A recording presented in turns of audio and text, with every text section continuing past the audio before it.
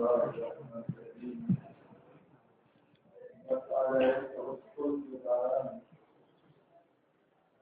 حضرات کے سامنے توسل مشروع اور توسل ممنوع کی اقسام ذکر کی گئی، جن میں گفتگو جاری تھی مسئلہ استشفاء پر۔ نبی کریم صلی اللہ علیہ وسلم کی قبر انور پر جا کر درخواست دعا کرنا اور استشفاء کرنا یعنی شفاعت طلب کرنا، اس پر آپ حضرات کے سامنے 9 ماخذ ذکر کیے جا چکے ہیں، بلکہ 9 بھی نہیں 10 ماخذ۔ امام ابن القیم کی عبارت قصیدہ نونیہ کی بالکل صراحت کے ساتھ اور علت کے ساتھ ذکر کر دی گئی کہ نبی کریم صلی اللہ علیہ وسلم کے صحابہ کرام کا حضرت عباس سے دعا کی درخواست کرنا اس بات کی دلیل ہے کہ کوئی صحابی بھی آپ کو قبر انور میں زندہ نہیں سمجھتا تھا، اور اگر وہ زندہ سمجھتے تو کبھی بھی حضرت عباس سے دعا نہ کرواتے۔ یہ عبارت رات کو ہو چکی۔ اب مولانا سرفراز خان صفدر صاحب کی عبارات سماع الموتیٰ کی عبارت زبردست قسم کی صفحہ 132 سے، جس میں مولانا خود گواہی دیتے ہیں کہ امام ابن تیمیہ، ابن القیم، علامہ ابن عبد الہادی، حافظ ابن رجب، بدر الدین بعلی اور امام ابن تیمیہ کے شاگرد، یہ سب کے سب نبی کریم علیہ السلام کی قبر سے طلب دعا اور استشفاء کو صریح شرک قرار دیتے ہیں۔ ان کے نزدیک صریح شرک ہے۔ اب یہ بہت بڑی بھاری شہادت ہے۔ آپ کے پاس ماخذ نمبر 10 لکھا ہے، اس کو ذرا دیکھ لو۔ وَأَمَّا دُعَاءُ الرَّسُولِ وَطَلَبُ الْحَوَائِجِ مِنْهُ وَطَلَبُ شَفَاعَتِهِ عِنْدَ قَبْرِهِ أَوْ بَعْدَ مَوْتِهِ فَهَذَا لَمْ يَفْعَلْهُ أَحَدٌ مِّنَ السَّلَفِ۔ امام صاحب فرماتے ہیں وَأَمَّا دُعَاءُ الرَّسُولِ، بہرحال رسول کریم صلی اللہ علیہ وسلم کو پکارنا، وَطَلَبُ الْحَوَائِجِ مِنْهُ، اور آپ سے حاجتیں طلب کرنا، وَطَلَبُ شَفَاعَتِهِ عِنْدَ قَبْرِهِ، اور آپ کی قبر انور پر شفاعت طلب کرنا، او بعد موتہ، یا آپ کی وفات کے بعد دفن سے پہلے ہو، جب آپ کو دفن نہیں کیا گیا، قبل از دفن بعد موتہ، فَهَذَا لَمْ يَفْعَلْهُ، یہ کام نہیں کیا احد من السلف، سلف صالحین میں سے کسی نے بھی یہ کام نہیں کیا۔ یہ بھی بڑی بھاری شہادت ہے۔ وَمَعْلُومٌ أَنَّهُ لَوْ كَانَ قَصْدُ الدُّعَاءِ عِنْدَ الْقَبْرِ، اور یہ بات معلوم ہے کہ اگر ہوتا قصد کرنا دعا کا عند القبر، نبی کریم علیہ السلام کی قبر کے پاس مشروعاً شریعت میں جائز، لَفَعَلَهُ الصَّحَابَةُ وَالتَّابِعُونَ، تو صحابہ اور تابعون تابعی اس کام کو ضرور کرتے۔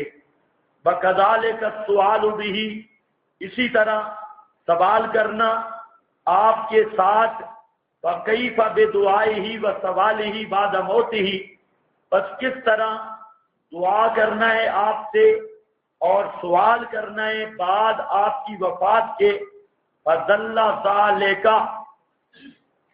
تو یہ بات اس بات پر واضح دلالت کرتی ہے عَلَىٰ أَنَّ مَا فِي الْحِكَایَةِ الْمُنْقَطِعَةِ، یہ حکایت المنقطعہ یاد رکھ لو، یہ بعض آدمیوں نے امام مالک کے ذمہ ایک حکایت لگائی کہ امام مالک رحمہ اللہ نے خلیفہ وقت کو یہ بات کی کہ نبی کریم علیہ السلام کی قبر کی طرح منہ کر اور آپ سے استشفاء کر، یہ ایک بے سند حکایت امام مالک کی طرف منسوب کی گئی۔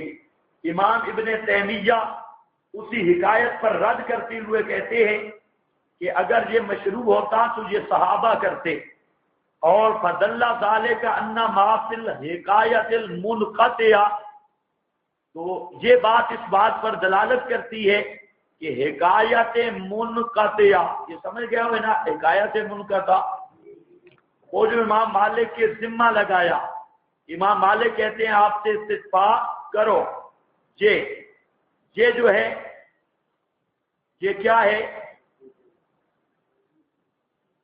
منقطع، یہ کاذب، جھوٹ ہے، علی مالک، امام مالک رحمہ اللہ پر، مخالف لاقوالہ، یہ امام مالک کے اقوال کے بھی خلاف ہے، واقوال الصحابہ والتابعین، اور صحابہ کے اقوال اور تابعین کے بھی خلاف ہے، وافعالہم، اور ان کے افعال کے بھی، التی یفعلھا مالک، وہ جو امام مالک نے کیا اور اس کے اصحاب نے، وَنَقَلَهَا سَائِرُ الْعُلَمَاء، اور سارے تمام علماء نے اس کو نقل بھی کیا۔ آگے کہتے ہیں اِذَا كَانَ أَحَدٌ مِّنْهُمْ لَمْ يَسْتَقْبِلِ الْقَبْرَ لِلدُّعَاء، ہے آپ کے پاس عبارت، ان میں سے ایک بھی دعا کے لیے نبی کریم علیہ السلام کی قبر کی طرح متوجہ نہیں ہوتا، لنفسہ ہی، اپنے لیے دعا کرنے کے وقت بھی، فضلاً ان یستقبلہ ویستشفع بہ، فضلاً کیے جائے کہ ان یستقبلہ، کہ وہ نبی کریم علیہ السلام کی طرف متوجہ ہو، ویستشفع بہ، اور آپ صلی اللہ علیہ وسلم سے طلب کرے شفاعت، یقول له، یہ بات کہے یا رسول اللہ اشفع لی، میرے لیے شفاعت کرو، او یا ادعو لی، میرے لیے دعا کرو، او یشتکی الیہ المصائب، یا آپ کی طرف شکوے کرے مصائب کے، فی الدین والدنیا، دین اور دنیا کے مصائب کے، او یطلب منہ، او من غیرہ من الموتى من الانبیاء والصالحین، یا طلب کرے آپ سے، اور من غیرہ من الموتى، یا آپ کے علاوہ مردوں سے، وہ مردے کیا ہیں؟ وہ مردے کون ہیں؟ من الموتى من الانبیاء والصالحین، یہ ان سے طلب کرتا ہو شفاعت کو، تو کہتا ہے یہ کسی سے بھی ثابت نہیں۔ فَإِنَّ هَذَا كُلَّهُ مِنْ فِعْلِ النَّصَارَى وَغَيْرِهِمْ مِنَ الْمُشْرِكِينَ، تو فتویٰ سمجھ آئے؟ فَإِنَّ هَذَا كُلَّهُ، یہ سارے کا سارا، یعنی نبی کریم علیہ السلام کی قبر سے شفاعت طلب کرنے والا دھندا، من فعل النصارى، یہ عیسائیوں کا کام ہے، بغیرہم من المشرکین، اور عیسائیوں کے علاوہ جو مشرک ہیں، تو سمجھ آئیے بات۔ ومن ضاہاہم من مبتدعات هذه الامہ، اور جو مشابہ ہیں ان کے، من مبتدعہ بدعتی اس امت کے، لیس ھذا من فعل السابقین الاولین من المہاجرین والانصار، کہتے ہیں لیسا ھذا من فعل السابقین، یہ نہیں ہے السابقون الاولون من المہاجرین والانصار، ان کے یہ فعل سے نہیں ہے، ہاں والذین اتبعوہم بإحسان، اور ان کے فعل سے بھی نہیں، ولا مما امر به احد من ائمۃ المسلمین، اور ائمہ مسلمین میں سے بھی کسی نے اس کا حکم نہیں دیا۔ یہ بات آپ کو سمجھ آ گئی ہے؟ امام ابن تیمیہ کیا کہتے ہیں، یہ کس کا کام ہے؟ من فعل نصارى وغیرہم من المشرکین، یہ مشرکوں کا کام ہے، موحدوں کا کام نہیں، اور عیسائیوں کا کام ہے، مسلمانوں کا کام نہیں۔ اور جہاں فوائد یاد رکھ لو، چند فوائد اس عبارت کے۔ ایک تو امام ابن تیمیہ رحمہ اللہ نے نبی کریم علیہ السلام سے حوائج طلب کرنا یا قبر کے پاس شفاعت طلب کرنا ایک ہی حکم دیا ہے دونوں کو۔ آپ کو حاجت کے لیے پکارنا یا آپ کی قبر پر جا کر شفاعت طلب کرنا اور آپ سے درخواست کرنا کہ میرے لیے دعا کرو، امام ابن تیمیہ فرماتے ہیں کہ یہ دونوں برابر ہیں۔ اور دوسرا فتویٰ یہ دیا فَهَذَا لَمْ يَفْعَلْهُ أَحَدٌ مِّنَ السَّلَفِ، سلف صالحین میں سے کسی ایک آدمی نے بھی نبی کریم علیہ السلام کی قبر پر جا کر دعا کی درخواست نہیں کی۔ تو سمجھ رہے ہو کہ نہیں؟ ہاں بول پڑو، آج تو مسئلہ ختم ہوگا تو جان چھوٹے گی۔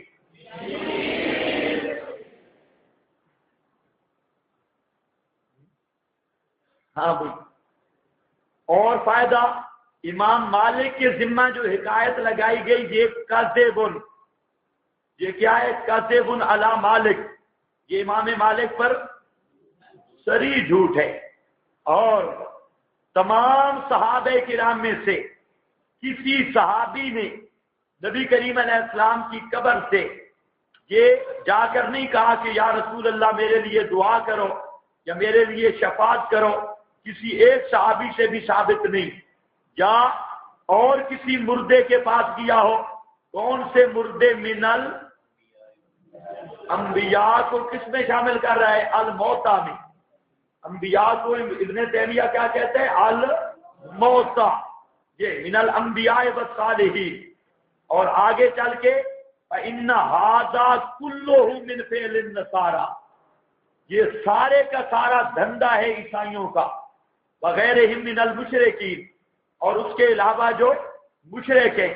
اور اگلا فتویٰ پھر سخت ہے، لیس ھذا من فعل السابقین الاولین من المہاجرین والانصار والذین اتبعوہم بإحسان، یہ صحابہ کرام کا کام ہی نہیں، اور ائمۃ المسلمین میں سے کسی امام نے اس پر تصریح نہیں فرمائی کہ بعد از وفات نبی کریم علیہ السلام کی قبر انور پر جا کر دعا کی درخواست کرو، یہ کوئی بھی امام نہیں کہتا۔ یہاں ایک فائدہ سن لو، کتب احادیث آپ پڑھیں گے، آپ کو یہ کثرت کے ساتھ ملے گا کہ صحابہ کرام علیہم الرضوان آپ کی زندگی میں متعدد ایسے مقام ہیں کہ آپ سے جا کر دعا کرواتے، اور سینکڑوں واقعات حدیث کی کتب میں موجود ہے کہ نبی کریم علیہ السلام سے زندگی میں صحابہ کرام دعا کرواتے، لیکن بعد از وفات کسی ایک صحابی سے بھی ثابت نہیں آپ کی قبر پر دعا کروانا۔ اگر تھوڑا سا بھی انصاف اور دیانت ہو تو اس سے بڑی دلیل کوئی نہیں ہو سکتی۔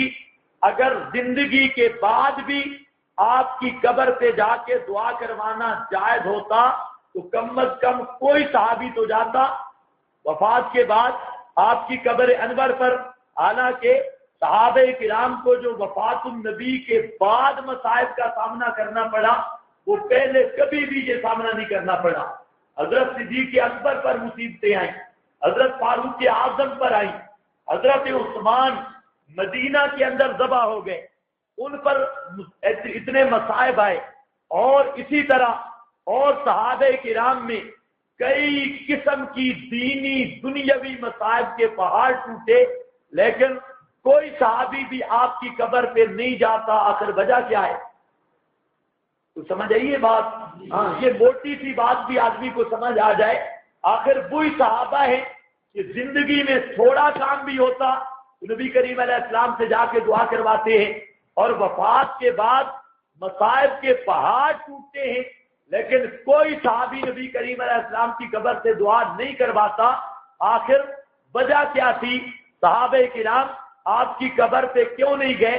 یہ اس بات کی واضح دلیل ہے کہ صحابہ کا نظریہ یہی تھا کہ وفات کے بعد نہ تو آپ ہماری درخواست کو سن سکتے ہیں اور نہ ہمارے لیے درخواست اللہ کے دربار میں پیش کر سکتے ہیں، کیونکہ موت کے بعد انقطع عملہ، جس آدمی پر بھی موت آ جائے اس کا عمل منقطع ہے اور اس کا عمل پھر جاری نہیں رہتا. صحابہ کرام کے بارے ان کے نزدیک یہ مسئلہ بالکل روز روشن سے زیادہ واضح تھا. یہ تو آج کا بدعتی ملا ہے جو خواہ تعویلیں کر کر کے ادھر ادھر کی باتیں، گپو ٹیشن، کوئی جھوٹ کہیں کا کوئی کہیں کا، تو یہ بدعتی یہ اپنے توسل کے مواد اکٹھے کرتا ہے. ورنہ ہمارے لیے قدوہ دین وہ اصحاب رسول ہیں، اور صحابہ سے بڑھ کے ہم کسی کو اکابر نہیں سمجھتے. ہمارے اکابر صحابہ کرام ہیں، انہوں نے نبی کریم علیہ السلام سے دین سیکھا ہے. اس لیے ملا بن رہے ہو، ان عبارتوں کو ذرا اچھی طرح دیکھو. اب آپ کے پاس ہے صفحہ نمبر 65 کی عبارت، صفحہ نمبر 65 کی یہ چند عبارتیں دیکھ لو، ساری تو مشکل ہے.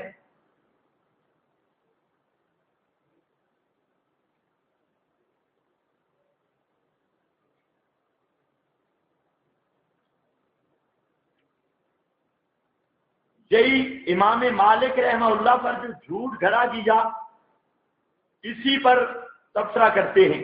یہ جھوٹ مولا سرفراز صاحب نے بھی لکھا ہے تسکین الصدور میں. اس جھوٹ پر تبصرہ کرتے ہیں، کہتے ہیں فمثل ھذا الامام، امام مالک جیسا امام، کیف یشرع، کیسے مشروع کر سکتا ہے، دینن، ادروے دین کے، لم ينقل عن احد السلف، جو ایک بھی سلف صالحین سے جو چیز ثابت نہیں. وَيَأْمُرُ الْأُمَّةَ، اور امام مالک کیسے حکم دے سکتے ہیں امت کو، أَن يَطْلُبُ الدُّعَاءَ وَالشَّفَاعَةَ، یہ کہ دعا طلب کرو اور شفاعت طلب کرو، وَالْإِسْتِغْفَارَ، اور استغفار طلب کرو، بعد موت الانبیاء والصالحین، انبیاء اور صالحین کی موت کے بعد، منہم، ان سے، عند قبورہم، ان کی قبروں کے قریب سے، وَهُوَ امر، یہ ایسا امر ہے، لم یفعلہ احد من سلف الامت، تو سلف امت میں سے کسی ایک نے بھی یہ کام نہیں کیا. آگے ذرا دیکھو، اگلی عبارت آپ کے پاس ہے صفحہ نمبر 64 کی، صفحہ نمبر 64 کی.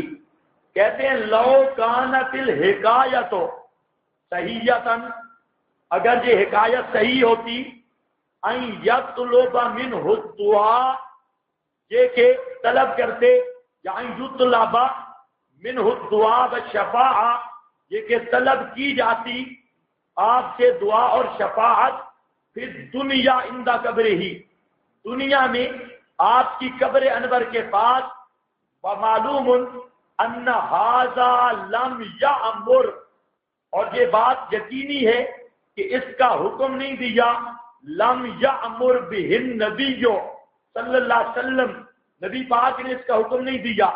آپ نے پوری زندگی میں نہیں کہا کہ میری قبر پہ آ کے مجھ سے دعا کروانا، اور بلا سنہ لامتہ، اور اپنی امت کے لیے اس کو مسنون بھی نہیں کیا، بلا فعلہ احد من الصحابہ، اور کسی ایک نے بھی نہیں کیا صحابہ کرام میں، والتابعین لہم باحسان، اور جو صحابہ کے متبعین تھے ساتھ احسان کے بلا استحسنہ احد من ائمۃ المسلمین، اور ائمہ مسلمین میں سے کسی ایک امام نے بھی اسے مستحسن نہیں قرار دیا، ایک امام نے بھی یہ ترغیب نہیں دی۔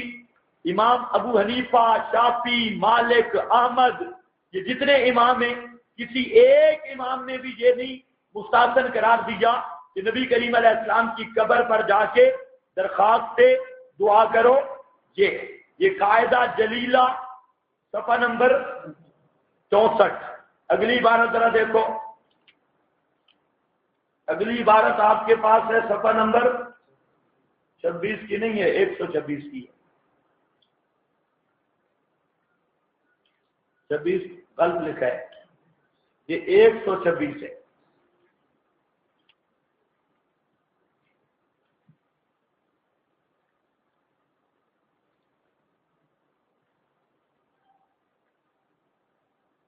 یہاں امام ابن تیمیہ رحمہ اللہ بحث کر رہے ہیں کہ ادعیہ البدعیہ، ایسی دعائیں جو بدعت ہیں اور جن کا ثبوت صحابہ کرام یا نبی کریم علیہ السلام سے نہیں، بدعات پر مبنی دعائیں۔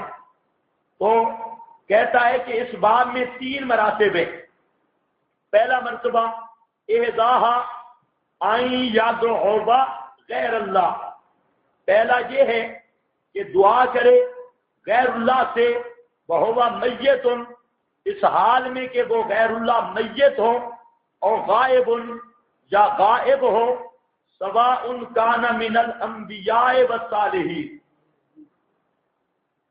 پھر میت کس کو کہہ رہا ہے؟ آج کل چند چبل اٹھے، کہتے ہیں قبر کا لفظ ہو، نبی کا لفظ ہو، میت کا لفظ ہو، یہ کہیں سے نکالو۔ اب اس بدھو سے کوئی پوچھے قبر کہتے کس کو ہے؟ مکر المیت کو۔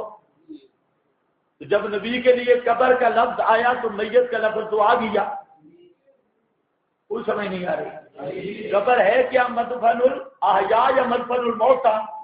مکر الحی یا مکر المیت؟ قبر کہتے ہی مکر المیت کو ہے، آگے کہ قبر کا لفظ ہو، نبی کا لفظ ہو، میت کا لفظ ہو۔ چل ایک حوالہ پیش کرو، یہاں آ گیا ہے نبی کا لفظ بھی ہے، میت کا لفظ بھی ہے، اور اندہ قبور ہم کی بات بھی چل رہی ہے۔ تو سمجھ آئیے بات، وہوبا میت او غائب سواء کان من الانبیاء، آگے برابر ہے کہ وہ میت نبی ہو، والصالحین یا نیک لوگ ہوں، اور غیرہم یا ان کے علاوہ ہوں کوئی، فیقولو یا سیدی فلان، کہے اے میرے فلانے سردار، اغثنی، ہے آپ کے پاس عبارت؟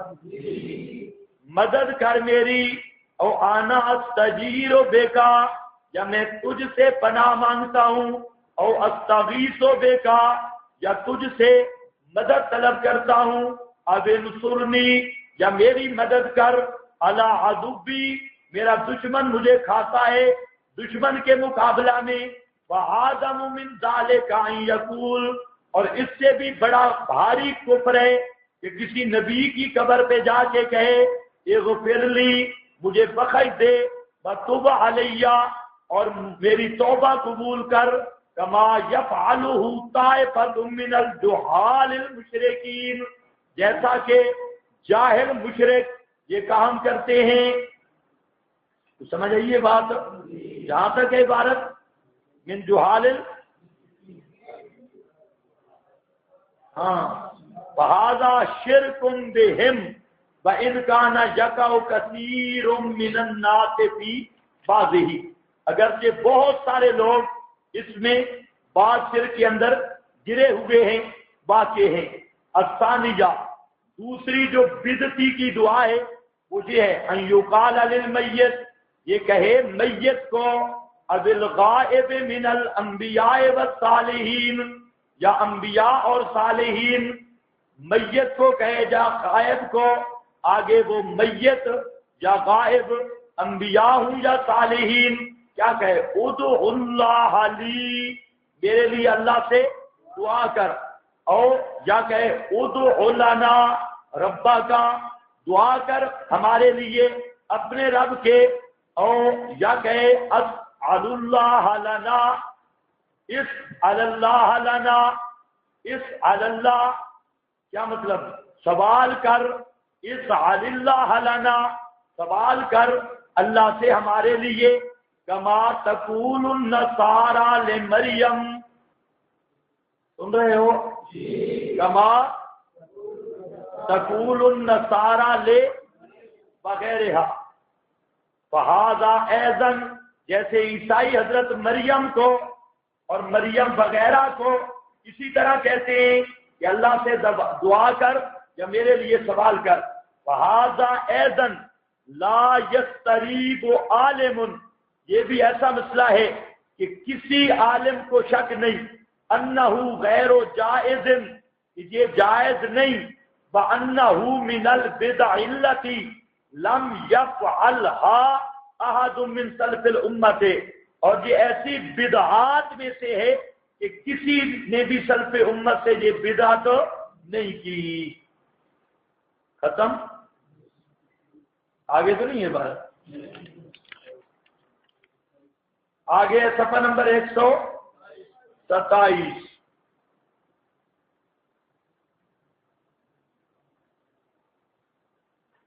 ہاں جی، یہ بھی سمجھ لو۔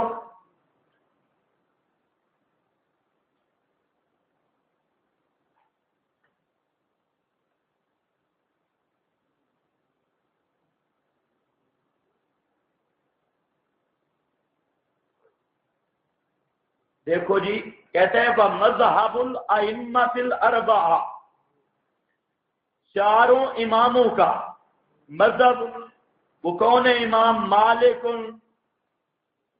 و ابی حنیفہ و شافعی و احمد وغیرہم من ائمۃ الاسلام، اور ان کے علاوہ جو ائمۃ الاسلام ہیں ان میں سے وہ یہ ہے کہ ان الرجل اذا سلم علی النبی، جب آدمی سلام کر لے نبی پاک علیہ السلام پر، اراد یدعو لنفسہ، اور ارادہ کرے اپنے لیے دعا کرنے کا، یستقبل القبلۃ، وہ منہ کرے گا کس کی طرف؟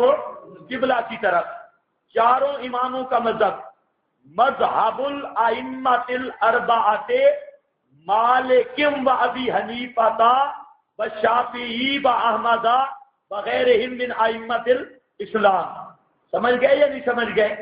چار امام، امام مالک بھی، امام ابو حنیفہ بھی، امام شافعی بھی، امام احمد وغیرہ، دوسرے جو ائمہ اسلام ہیں وہ بھی کہتے ہیں کہ آدمی اذا سلم علی النبی، جب نبی کریم علیہ السلام پر سلام کر لے، واراد یدعو لنفسہ، اور ارادہ کرے دعا کرنے کا اپنے لیے، اس وقت کدھر منہ کرنا ہے؟ یستقبل،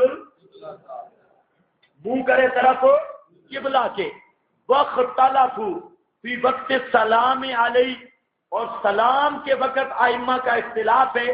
وقال الثلاثہ، تو تینوں امام کہتے ہیں مالک شافعی احمد، یستقبل الحجرہ تھا، کہ جب سلام کرے گا تو حجرہ کی طرف منہ کرے گا، ویسلم علیہ من تلقاء وجہہ، اور سامنے سے آپ پر سلام کرے گا۔ وقال ابو حنیفہ تھا، اور امام ابو حنیفہ فرماتے ہیں لا یستقبل الحجرہ، یہ لفظ صحیح کر لو، لا یستقبل الحجرہ، حجرہ کی طرح منہ نہیں کرے گا وقت السلام، سلام کے وقت، کما لا یستقبلھا وقت الدعا، جیسا کہ لا یستقبلھا وقت الدعا، وہ استقبال نہیں کرے گا وقت دعا، بے اتفاقہم، ان کے اتفاق سے۔ ثم فی مذہبہ قولان، پھر امام ابو حنیفہ کے مذہب میں دو قول ہیں، قیل یستدبر الحجرہ تھا، ایک یہ ہے کہ پیٹ کرے حجرہ مبارک کی طرف، وقیل یجعلھا عن یسارہ، اور یہ بھی کہا گیا ہے کہ حجرہ کو رکھے بائیں طرف۔ فہذا نزاعہم فی وقت السلام، یہ ان کا اختلاف ہے سلام کے وقت میں۔ اما فی وقت الدعا فلم یتنازعوا فی انہ انما یستقبل القبلۃ علی الحجرہ، کہ انہوں کا یہ جھگڑا ہی نہیں، وہ سب اس بات پہ متفق ہیں کہ جب دعا کرے گا تو قبلہ کی طرف منہ کرے گا، نہ کہ حجرہ کی طرف۔ امام ابن تیمیہ کیا بتانا چاہتے ہیں؟ چاروں امام اس بات پہ متفق ہیں کہ جب اپنے لیے ظاہر دعا کرے گا تو اپنے لیے دعا کرتے وقت قبر مبارک کی طرف منہ نہیں کر سکتا۔ تو سمجھ گئے ہو کہ نہیں؟ قبر کی طرف امام منہ بھی نہیں کرنے دیتے، استجفاء تو دور کی بات ہے۔ کہتے ہیں کہ منہ بھی کرنا ہے کس کی طرف؟ قبلہ کی طرف، ایک۔ دوسرا، امام ابو حنیفہ رحمہ اللہ فرماتے ہیں کہ سلام کرتے وقت بھی حجرہ کی طرح منہ نہیں کرنا۔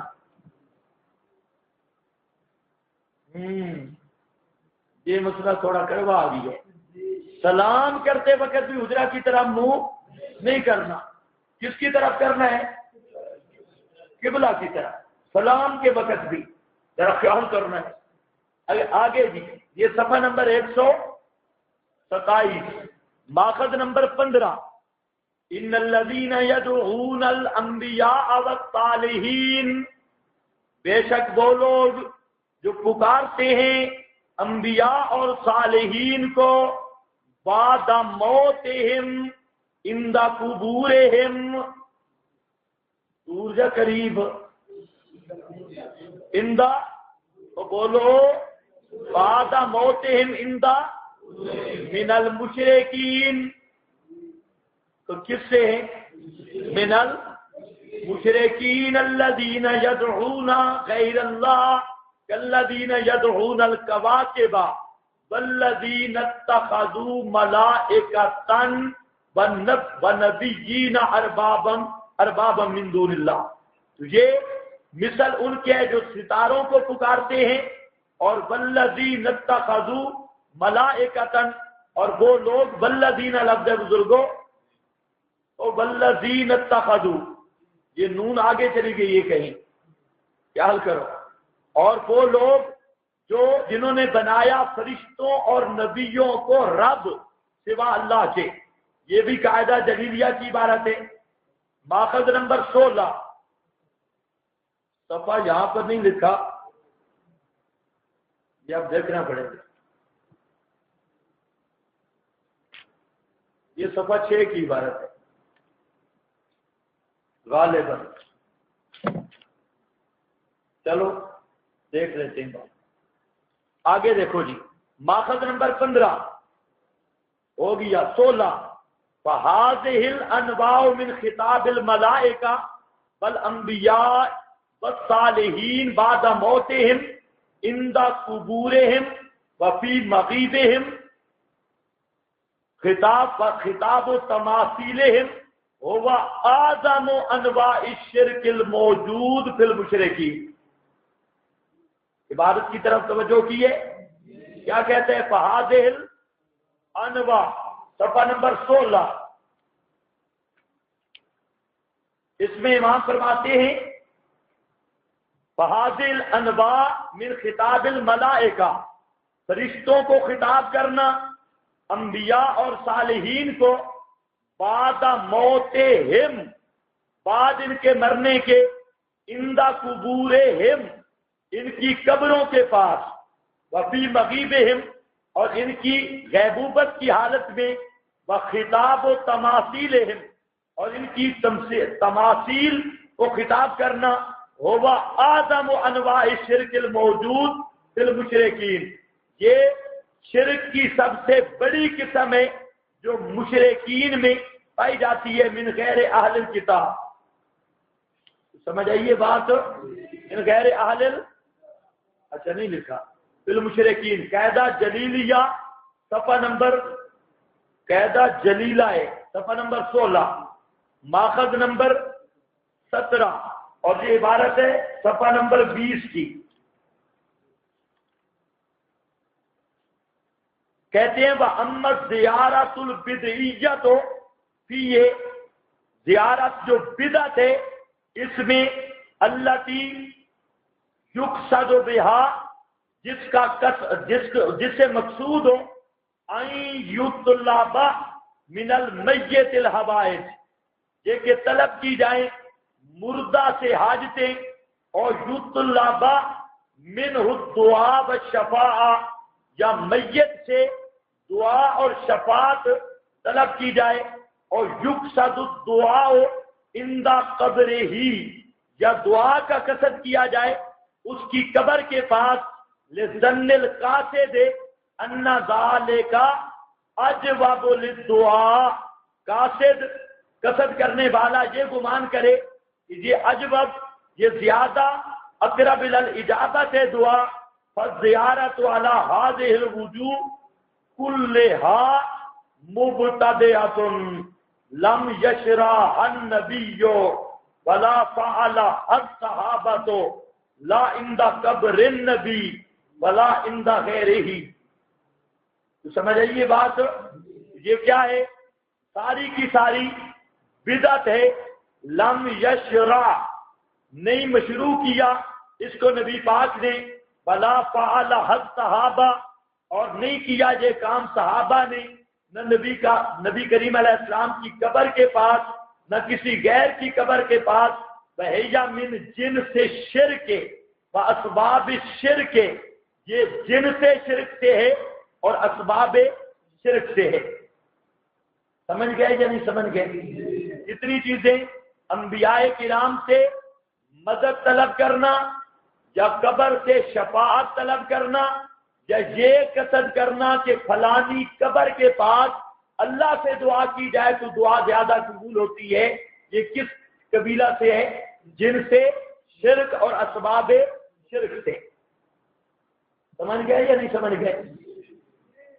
ڈھیلا ڈھیلا جی ہے، اچھا یہ ختم بھی ہو گیا۔ اب دیکھو اس قاعدہ جلیلہ میں اور بھی بڑی زبردست بات تھی، یہ مسئلہ ختم۔ اس پر تھوڑا سا آگے پڑھ لو، آگے آسان ہے، مشکل نہیں، بالکل آسان ہے۔ تھوڑا سا پڑھ کے میں پھر رد شبہات کی طرف آتا ہوں۔ یہ جو لکھی ہوئی باتیں ہیں تو آپ ماشاءاللہ آپ تو علامے بن گئے، تو اب تو پڑھ لیں گے، صرف عنوان میں ذکر کرتا ہوں اور باقی سارے متعدد حوالہ جات ہیں۔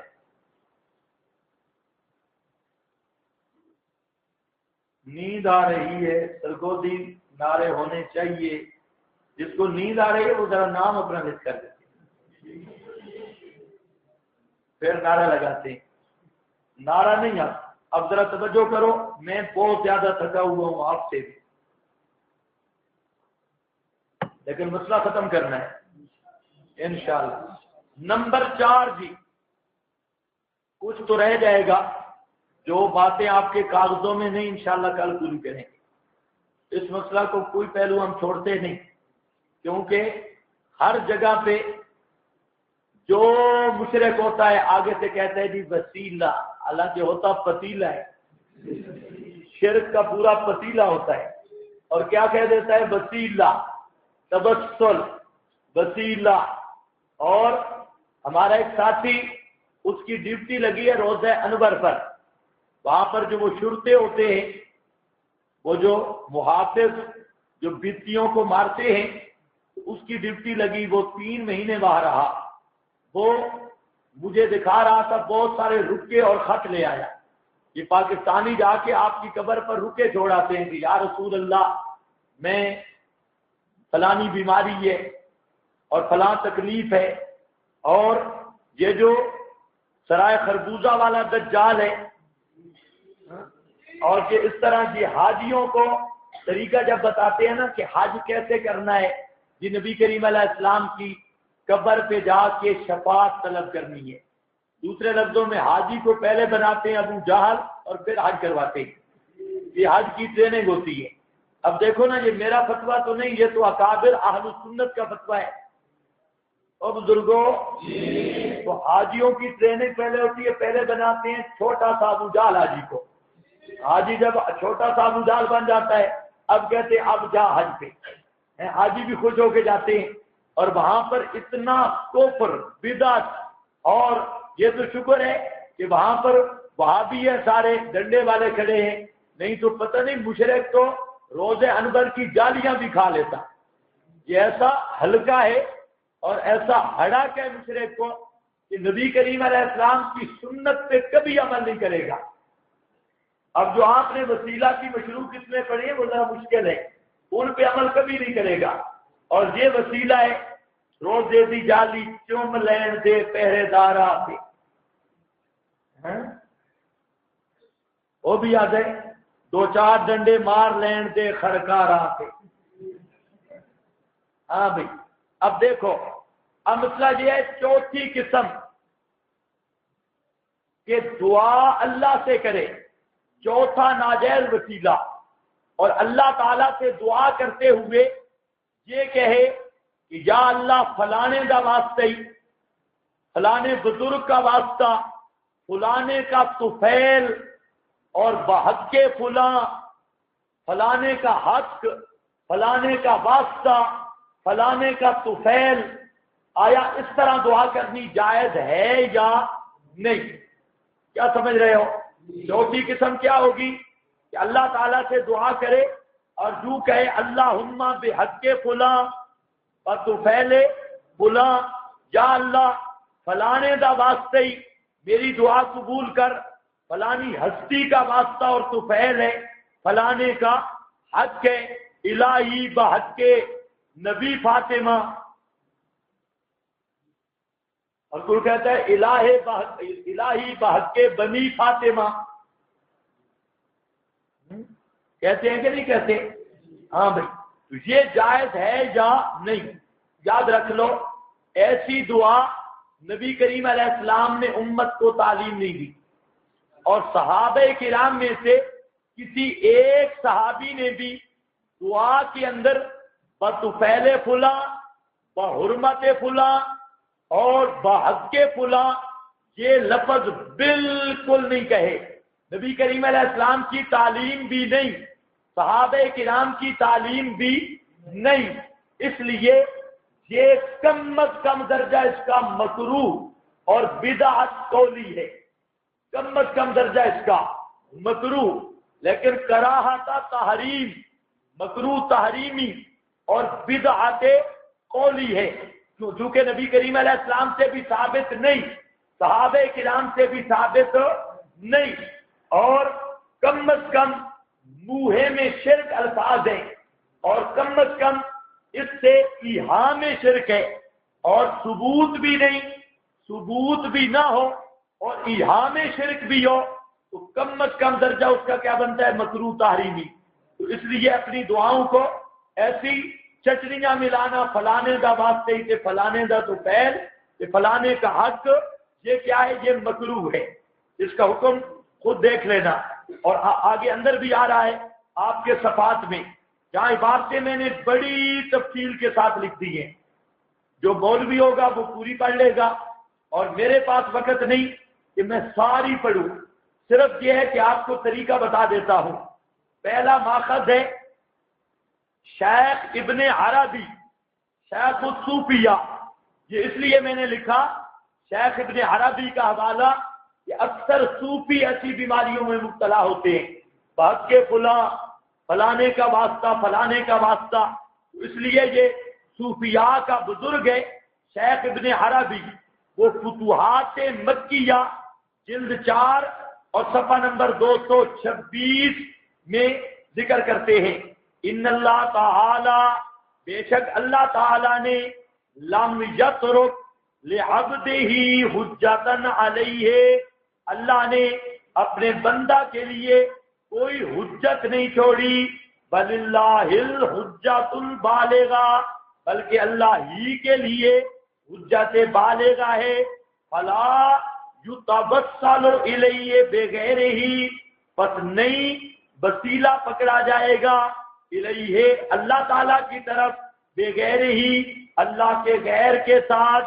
انما ہوا طلب القرب، کیونکہ وسیلہ نام ہے طلب قرب کا. وقد اخبرنا، اللہ نے فرمایا انہو قریب، اللہ قریب ہے، وخبرہ صدق، اور اس کی خبر سچی ہے.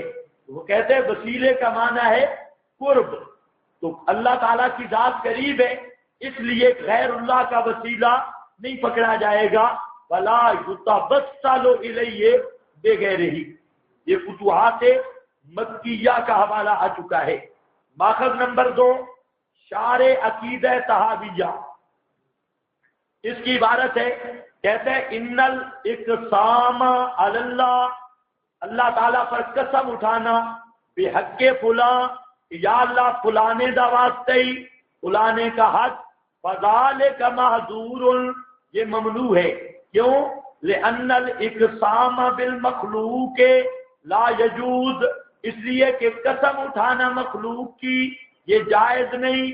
فکیف علی الخالق، تو اللہ پر مخلوق کی قسم اٹھانا یہ کیسے جائز ہوگا؟ وقد قال صلی اللہ علیہ وسلم من حلف بغیر اللہ فقد اشرک، آپ نے فرمایا جس نے غیر کی قسم اٹھائی اس نے شرک کیا. ولہذا قال ابو حنیفہ تھا، اسی لیے امام صاحب کو جانتے ہو یا نہیں؟ امام صاحب فرماتے ہیں صاحباہو، اور امام صاحب کے دونوں بزرگ شاگرد حضرت امام محمد بھی اور امام ابو یوسف بھی، وہ فرماتے ہیں یکرہ ان یقول الداعی، مکروہ ہے یہ کہ کہے دعا مانگنے والا، اسالو کا بحق فلاں، یہ کہے کہ میں فلانے کے واسطے سے سوال کرتا ہوں، اور بحق انبیاء کا و رسول کا، یا یہ کہے کہ انبیاء کے حق سے اور رسولوں کے حق سے دعا کرتا ہوں، اور بحق البیت الحرام، یا کہے کعبۃ اللہ کے واسطے میری دعا قبول کر، والمشعر الحرام، یا مشعر حرام کے واسطہ سے، بناء ذالک کارہا ابو حنیفہ و محمد، اس کو مکروہ ٹھہرایا حضرت امام ابو حنیفہ نے اور امام محمد نے.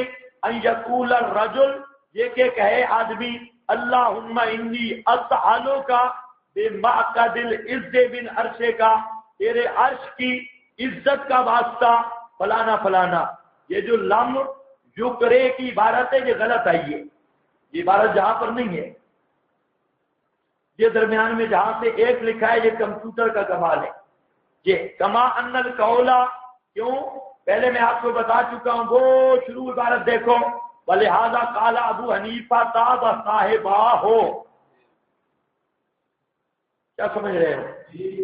ہاں بھائی، کما ان القولا بجاہ فلان، جیسا کہ جاہ فلان اندہ کا، اور نتوسل الیک بانبیاء کا، یا اس طرح کہے کہ میں وسیلہ پکڑتا ہوں تیری طرف تیرے نبیوں کا، رسولوں کا، اولیاء کا، وغیرہ وغیرہ. تو اسی طرح یہ سارے کا سارا کیا ہے؟ محظور، یہ محظور ہے. فإنه لو كان هذا هو التوسل، یہ درمیان کی باتیں یہ گڑبڑ ہے، یہ عبارت اس طرح نہیں ہے. شرح عقیدہ میں جو پڑھ رہا ہوں اس پہ نشان لگاؤ کہ کما ان القول بجاہ فلان اندہ کا، او نتوسل الیک بانبیاء کا و رسول کا و اولیاء کا، محظور، یہ محظور ہے. فإنه لو كان هذا هو التوسل، دلیل اگر یہ وہ وسیلہ ہوتا الذي كان الصحابہ یفعلونہ فی حیات النبی، تو نبی کے صحابہ ضرور کرتے نبی کی زندگی میں، لفعلوہ، کرتے بعد موت ہی، آپ کی موت کے بعد بھی کرتے. یعنی اگر صحابہ نے زندگی میں کیا ہوتا لفعلوہ بعد موت ہی، تو مرنے کے بعد بھی ایسا توسل کرتے. فإنما كانوا يتوسلون في حياته بدعائه، صحابہ کا توسل آپ کی زندگی میں آپ سے دعا کروانا تھا، آپ سے دعا کروانا تھا بس. قال ابو الحسن القدوری، جانتے ہو ابو الحسن القدوری کو؟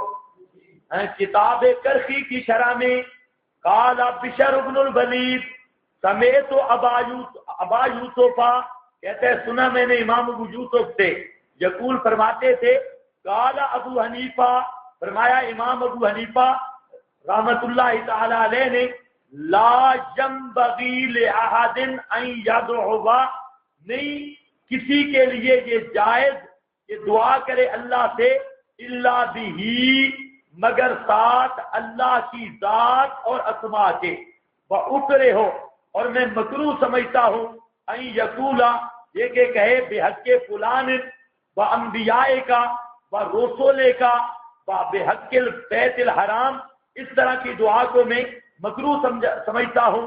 کس نے کہا؟ امام ابو حنیفہ۔ امام صاحب کہتے ہیں دعا کرے کس کے ساتھ؟ اللہ تعالیٰ ہی کے ساتھ، یعنی اللہ کے اسماء صفات کے ساتھ، اور انبیاء یا رسول کا واسطہ دینا اور حق پیش کرنا، امام صاحب فرماتے ہیں میں اس کو مکروہ سمجھتا ہوں۔ اور آپ کو پتہ ہے کہ فقہ حنفی میں مکروہ مطلق کراہت تحریمی پر معمول ہوتا ہے، کراہت تحریمی۔ جی آگے اب اسی مضمون کے حوالے ہیں سارے، وہ کتابیں جدا ہیں، بات ساری یہی ہے، عبارتیں یہی آ رہی ہیں، چلتے جاؤ آگے۔ وہ 9 تک بحق انبیاء کا و اولیاء کا و بحق رسول کا، وہ عبارت وہی ہے۔ اور بزرگوں صرف حوالہ اور ہے ذیلی علل کنز کا، اسی طرح آگے پھر عبارت وہی ہے ہدایہ اخیرین کا، اور اسی طرح پھر فتاوی عالمگیری اور تبیین کا، بالکل وہی پورے حد دعا بحق فلان بالاجماع۔ یہ مادن برحاشیہ کنز، یکرہ ان یقول فی دعائی بحق فلان، مکروہ ہے یقولا، اور بالاجماع ذرا دیکھنا بالاجماع کا لفظ سمجھ آئے گا یا نہیں؟ کیا مصیبت ہے؟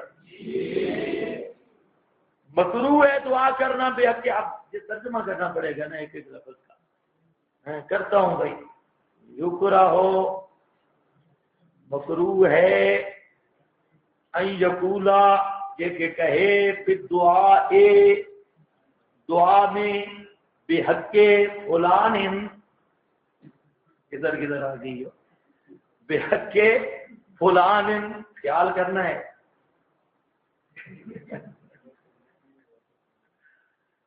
بحق فلان و بحق محمد لأنہ لا حق لأحد علی اللہ تعالی، بزازیہ پر عالمگیریہ۔ یہ اور اسی طرح یکرہ ہو بحق فلان، مکروہ ہے فلانے کا واسطہ دینا، اور بحق رسول کا و انبیاء کا، رسولوں اور نبیوں کے حق کا واسطہ دینا۔ سراجیہ صفحہ 72، شرح بقایا جلد 4 صفحہ 59۔ آج کل اچھا چلو آگے 12 پر بھی آ گیا، یہ ساری عبارتیں آ گئی تبیین کی، عالمگیری کی، تو اس سے ہم فارغ ہو گئے۔ کیا یہ قسم تھی غیر اللہ کا واسطہ دینا بحق فلاں، یا فلانے کا واسطہ فلانے کا وسیلہ؟ علماء نے اس کو کیا کہا ہے بھائی؟ مکروہ۔ اب نکالو ذرا قرآن پاک سورۃ البقرہ آیت نمبر 89، رد الشبہات۔ بزرگ کیا دلیلیں دیتے ہیں؟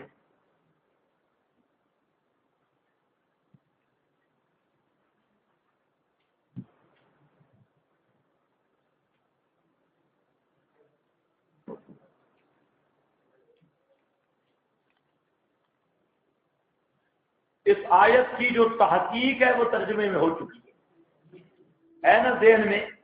اب اس کو میں نہیں دہراؤں گا، جو بزرگ بعد میں تشریف لے آئے ان کا میں ذمہ دار نہیں۔ جہاں یہ آیت ہے وَلَمَّا جَاءَهُمْ کتاب من عند اللہ، جب آ پہنچی ان کے پاس کتاب اللہ کی طرف سے، مصدقن لما معہم، جو تصدیق کرنے والی ہے ان کتابوں کی جو ان کے ساتھ ہیں، وَقَانُوا، اور تھے وہ یہودی، من قبل، اس سے پہلے، یستفتحون علی الذین کفروا، یستفتحون، استفتاء کرتے اوپر ان لوگوں کے جنہوں نے کفر کیا، فلما جاءہم ما عرفوا کفروا بہ فلعنۃ اللہ علی الکافرین، اور جب وہ آ پہنچی کتاب ان کے پاس اور پہچان بھی لیا انہوں نے، کفروا بہ، انہوں نے انکار کر دیا، بس لعنت ہے اللہ کی اوپر کافروں کے۔ مولا سرفراز صاحب فرماتے ہیں یہ ہمارا ذکر ہو رہا ہے۔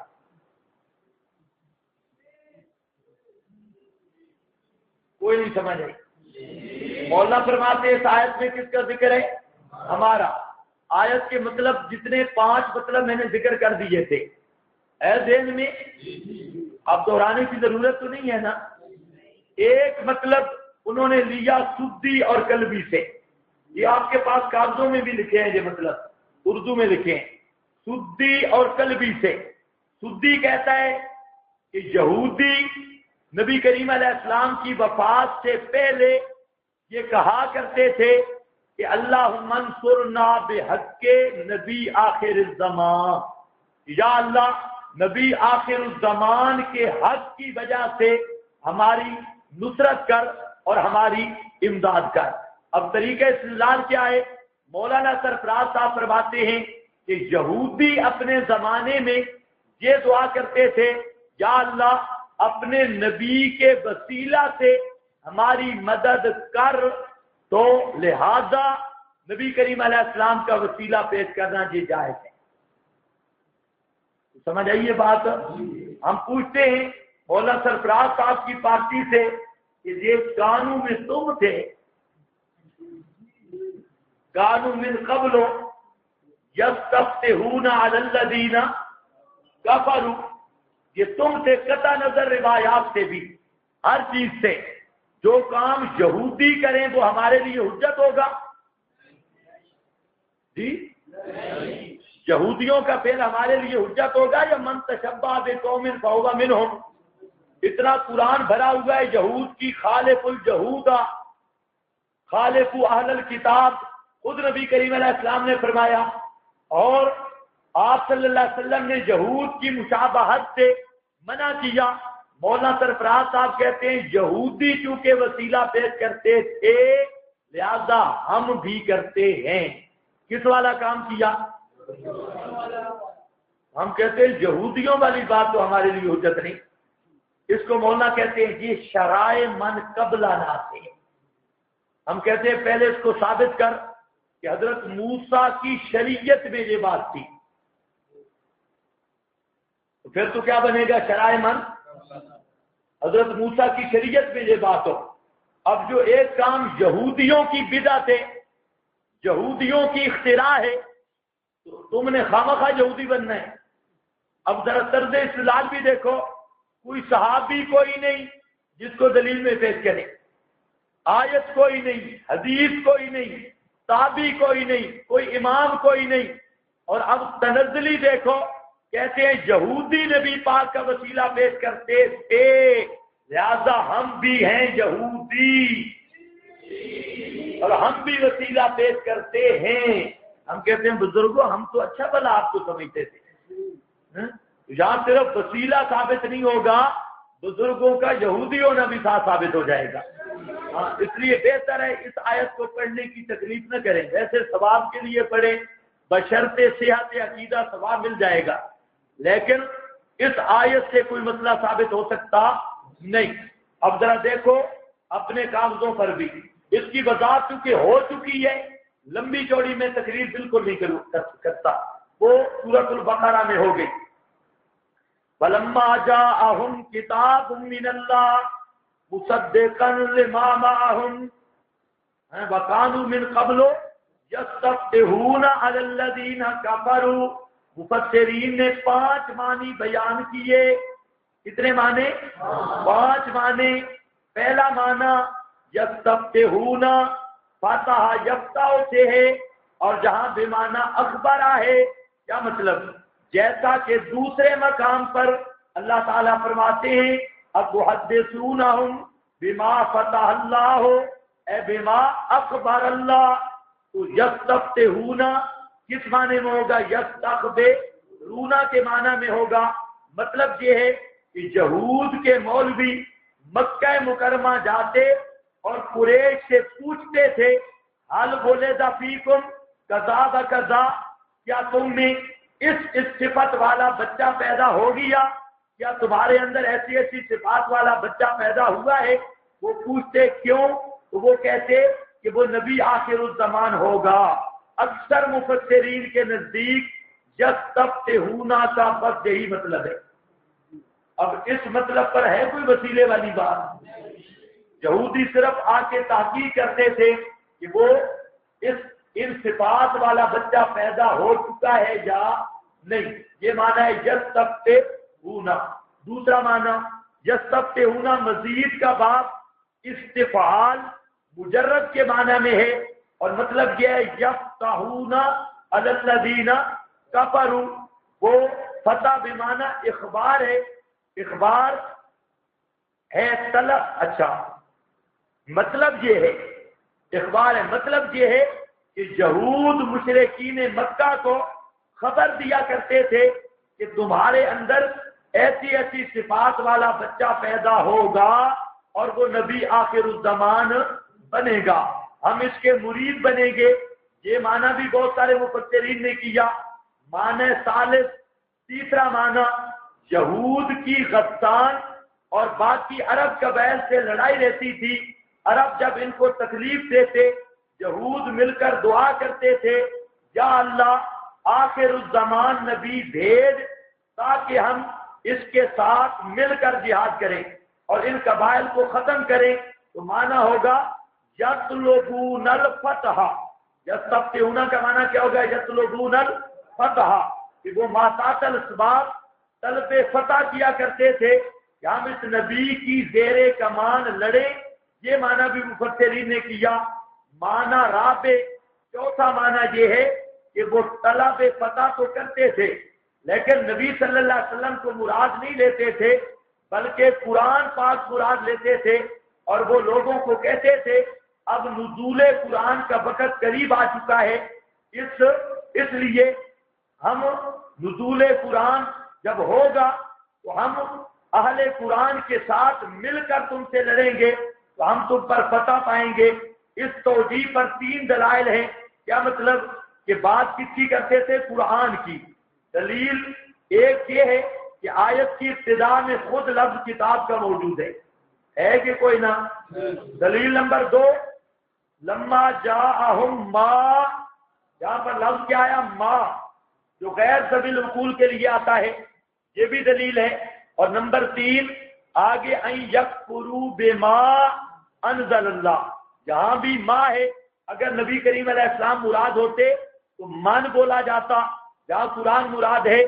معنی خامس، 5واں مطلب جو یہودیوں کا بعض مفسرین نے لیا، معنی خامس کے یہود دعا میں نبی کریم علیہ السلام کا وسیلہ پکڑتے کہ یا اللہ ہمیں نبی آخر الزمان کے وسیلے اور واسطے سے فتح عطا فرما۔ جو لوگ ذوات مقدسہ کے لیے وسیلے کے قائل ہیں وہ اس 5ویں معنی کو دلیل بنا کر پیش کرتے ہیں۔ سمجھ آ گئی یہ بات؟ میری گفتگو چونکہ پہلے ہو گئی، اب سمجھو 2 باتیں، جہاں 2 باتیں مختصر۔ پہلی بات تو یہ ہے کہ 5ویں معنی کا ثبوت ہی نہیں۔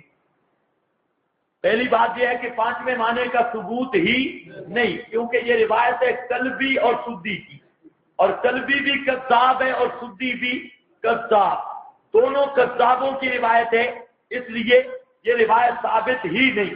اور اگر بالفرض علی تقدیر صحت ہم قلبی جیسے کذاب کو بھی برداشت کر لیں، سدی جیسے دجال کو بھی برداشت کر لیں، تو اس سے کیا زیادہ سے زیادہ ثابت ہوگا؟ یہودیوں کا فعل۔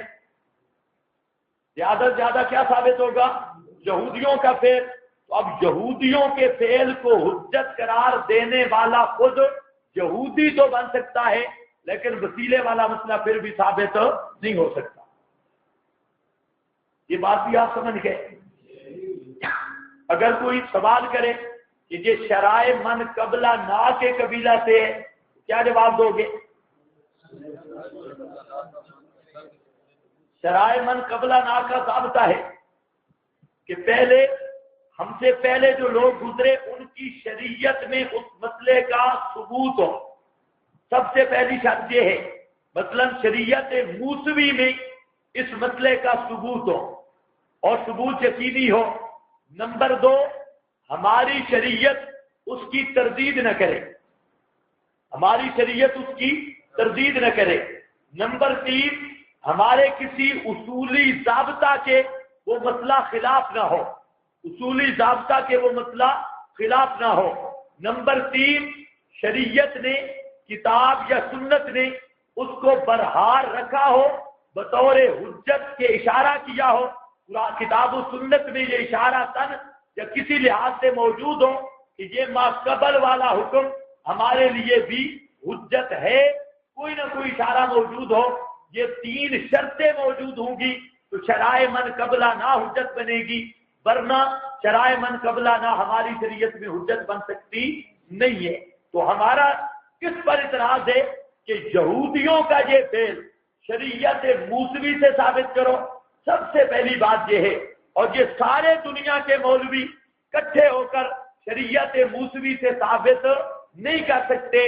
رہ گیا یہودیوں کا فعل، ہم کہتے ہیں تمہیں مبارک ہو، ہمارے سامنے ابو بکر صدیق کا اسوہ کافی ہے، ہمیں نہیں چاہیے یہودیوں کی شریعت۔ یہ سارے عجیب ہیں، بریلوی بھی ایسے چلتے ہیں، اور جی آدم کو فرشتوں نے سجدہ نہیں کیا تھا، کتنا پیچھے سے چلا گیا۔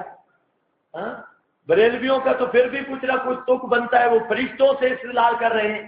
کمال تو مولانا سرفراز صاحب کی ہے کہ یہودیوں کو بطور حجت کے پیش کر رہے ہیں۔ یہ جی وزنی دلیل یہ ہے، آیت کے 5 معنی، 5ویں معنی پر ان کا استدلال، اور 5واں معنی میں 3 روایتیں، اور تینوں روایتیں من گھڑت، کہیں سدی، کہیں قلبی، کہیں کوئی شیطان، کہیں کوئی شیطان، اور اگر بالکل تواتر سے بھی ثابت ہو جاتی تو زیادہ سے زیادہ یہودی ہونے کا ثبوت ہوتا، وسیلے کے جائز ہونے کا ثبوت پھر بھی ہو سکتا نہیں ہے۔ یہ سمجھ گئے بات؟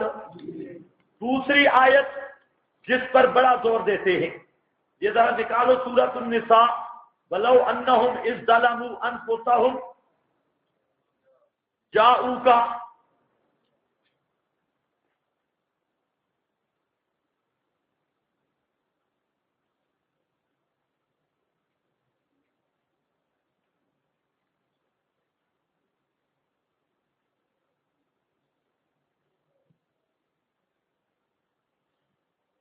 جلدی جلدی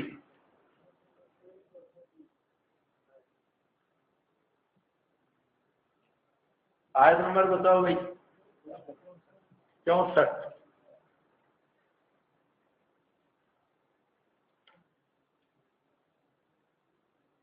یہ دیکھو جی، جاگ رہے ہو یا سو گئے ہو؟ جاگ نہیں رہے، جاگ کے بیٹھو، بس میں اس مسئلے کو مختصر کر رہا ہوں۔ دوسرا جو مولانا سرفراز صاحب نے بھی، اور ماسٹر صاحب نے بھی، اور ڈاکٹر طاہر القادری نے بھی، احمد رضا خان نے بھی، سرفراز خان نے بھی، اور مقبول حسین دہلوی شیعہ نے بھی، فرمان علی شیعہ نے بھی، بریلوی شیعہ، اور یہ للڑ پارٹی جس آیت کو پیش کرتی ہے وہ یہ ہے، وَلَوْ أَنَّهُمْ إِذْ ظَلَمُوا، اگر انہم یہ منافق، انہم کا مرجع کیا ہے؟ باتفاق المفسرین، انہم اگر یہ منافق اذ ظلموا جب ظلم کر بیٹھتے ہیں، جب ظلم کرتے ہیں، انفسہم اپنی جانوں پر، جاؤکا لو انہم جاؤکا، وہ لگ رہی ہے لو انہم جاؤکا، یہ اگر یہ منافقین جس وقت ظلم کر بیٹھتے ہیں، انفسہم اپنی جانوں پر، جاؤکا تیرے پاس آتے میرے پیغمبر، فاستغفر اللہ بس یہ خود بھی اللہ سے استغفار کرتے، فاستغفر لہم الرسول اور رسول بھی ان کے لیے استغفار کرتا، لوجد اللہ توابا رحیما، وہ پاتے اللہ پاک کو توابن بڑی توبہ قبول کرنے والا، رحیمن بڑا رحم کرنے والا۔ سورۃ النساء اگر میرا دل ہے کہ پوری تفصیل سے پڑھاؤں، اگر سورہ نساء پڑھی، وقت ہوا انشاءاللہ اس کو شروع کرتے ہیں کل. اور سورہ نساء پہلے بھی میں نے اس لیے اس کو مؤخر کیا، اس میں مسائل بہت زیادہ ہیں اور وقت بہت لگتا ہے سورہ نساء پڑھنے پر، اس لیے ہم آگے چلے گئے. اور ہیں بڑے زبردست مسائل، رد شیعت کے، رد غیر مقلدیت کے، اور بھی بہت سارے مسائل ہیں اس میں، اور مسائل کی بارش ہے. تو چلو کوشش کرتے ہیں، یا تو پھر سورۃ القاف کو 15ویں سپارے پہ روک لیں یا بنی اسرائیل کی طرح پڑھ لیں. کا ٹائم بہت کم ہے، اگر سورۃ النساء تفصیلی پڑھنی ہے تو بہت مشکل سے ہوگی 3-4 دنوں. یا چلو تفصیل چھوڑو، مختصر پڑھ لو.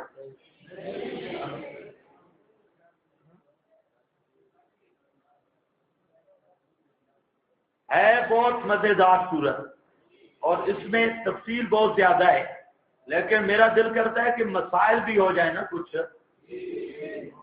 مسائل کچھ زیادہ ہو جائیں، کیونکہ اگر جہاں تفصیل پہ بیٹھ جہاں تو فقہی باتیں ہیں، احکام کی باتیں وہ سورۃ النساء میں، اور اس کے اگر ہم نے اگلے پچھلے ملائے تو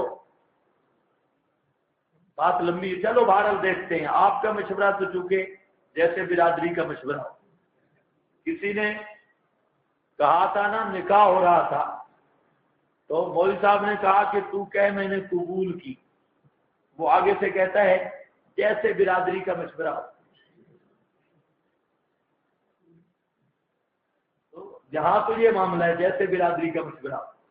اچھا جی سمجھو آیت، وَلَوْ أَنَّهُمْ، اگر وہ منافق اس ظلموا، جب ظلم کرتے ہیں اپنی جانوں پر، بِتَحَاكُمِهِمْ إِلَى الطَّاغُوتِ، طاغوت سے فیصلے کرواتے ہیں، جاؤک، آ جاتے تیرے پاس، اور خود بھی اللہ سے معافی مانگتے اور رسول بھی ان کے لیے اللہ سے معافی مانگتا، تو پاتے اللہ کو تواب الرحیمہ، توبہ قبول کرنے والا، رحیمہ رحیم رحم کرنے والا. مولا سرفراز صاحب کہتے ہیں انہم میں ہم بھی ہیں.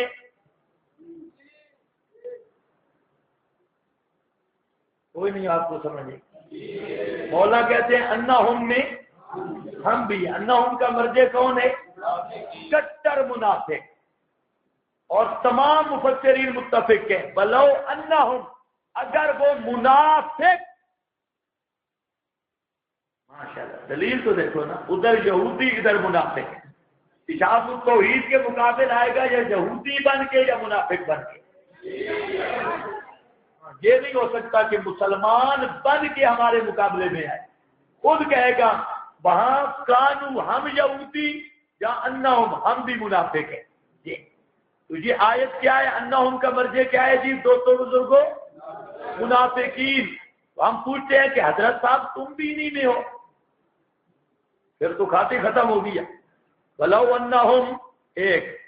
دوسرا کہتے ہیں نہیں، اس ظلم علت عام، یدار الحکم علی علتہ، علت عام، جو بھی ظالم ہو وہ اس میں داخل ہے. ہم منافق تو نہیں لیکن ظالم ہیں. ماشاءاللہ منافق نہیں لیکن اس ظالم اس میں ہے. یہ چلو ظالم صحیح، چلو ظالم تو مانا ہے نا، ظالم تو ہو جو توحید کے مقابلے آئے. اس ظالم انفسہم، یہ اچھا بات بنی پھر بھی کوئی نہیں. اب ذرا دیکھو جاؤ کا یا جاؤ کبرا کا، اب ذرا خیال کرو، جاؤ کا یا جاؤ قبرہ کا، تیرے پاس آئیں یا تیری قبر کے پاس آئیں. اب یہ تحریف کی حد نہیں ہو گئی کہ آیت پڑھیں گے جاؤ کا اور مراد لیں گے قبر. جاؤ کا، حالانکہ تمام فقہا متفق ہیں کہ قبر پہ آنا صاحب قبر کے پاس آنا نہیں۔ ایک آدمی نے قسم اٹھائی ہے کہ میں تیرے پاس آؤں گا اور اس کی قبر پہ آیا ہے تو حانث نہیں ہوگا۔ کیوں؟ تمام فقہا متفق ہیں کہ مزیت الی الشخص اور مزیت الی القبر یہ دونوں کا فرق ہے۔ قبر پہ آنا اس شخص کے پاس آنا نہیں۔ آپ کے پاس حوالے بہت سارے لکھے ہیں یہاں پر بھی، اور یہ مسئلہ تو بالکل واضح ہے فقہ کی کتابوں میں۔ یہاں صرف یہ آپ دیکھ لیں کہ جاؤ کا لفظ کا لفظ ہے یا جاؤ قبرہ کا، تمام فقہا متفق ہیں۔ وہ صفحہ نمبر 16 جو لکھا ہے،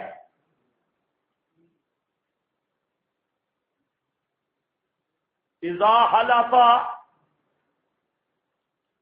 نکال لو، نکال 3 نمبر، کیا مصیبت ہے؟